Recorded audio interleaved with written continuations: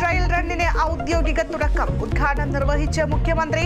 വിഴിഞ്ഞം വികസനത്തിന് പുതിയ ഏടെന്ന പിണറായി വിജയൻ. സംബന്ധിച്ചിടത്തോളം ഒരു പുതിയ അധ്യായം തുറക്കപ്പെടുന്ന നിമിഷമാണ് എന്നത് നാം സന്തോഷപൂർവ്വം തിരിച്ചറിയേണ്ടതുണ്ട്. നമ്മുടെ രാജ്യത്തിന് തന്നെ അഭിമാനകരമായ മുഹൂർത്തമാണിത്.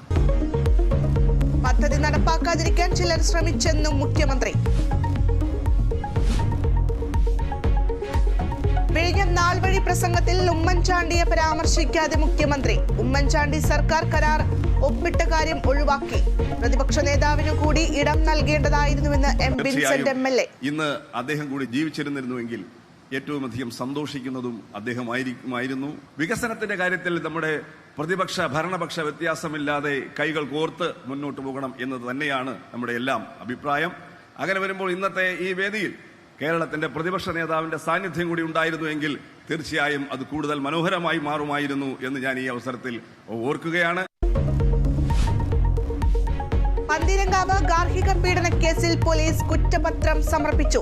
മുഖ്യപ്രതി രാഹുലിനെതിരെ വധശ്രമം, ഗാർഹിക പീഡനം ഉൾപ്പെടെയുള്ള കുറ്റങ്ങൾ.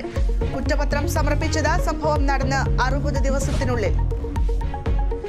ഡൽഹി മദ്യനയക്കേസിൽ അരവിന്ദ് കെജ്രിവാളിന് ഇടക്കാല ജാമ്യം. സുപ്രീം കോടതി ഉത്തരവ്. ED അറസ്റ്റ് ചോദ്യം ചെയ്തുള്ള ഹർജിയിൽ കേസിലെ നിയമവിഷയങ്ങൾ 3-അംഗ ബെഞ്ചിന് വിട്ടു.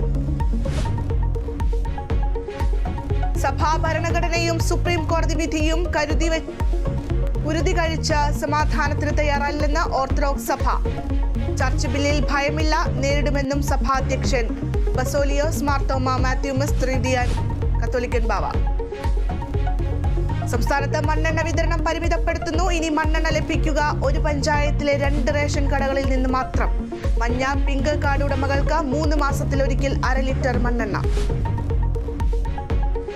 മൂന്നാർ സഹകരണ ബാങ്കിനെതിരെ മുൻ MLA S രാജേന്ദ്രൻ. CPIM ഭരിക്കുന്ന ബാങ്കിൽ അഴിമതി എന്നാരോപണം. ഐഡൽ ടൂറിസത്തിനായി പണം പിൻവലിച്ചത് രേഖകളില്ലാതെ പാർട്ടിയെ മുന്നിൽ നിർത്തി കച്ചവടം നടത്തുന്നുവെന്നും വിമർശനം.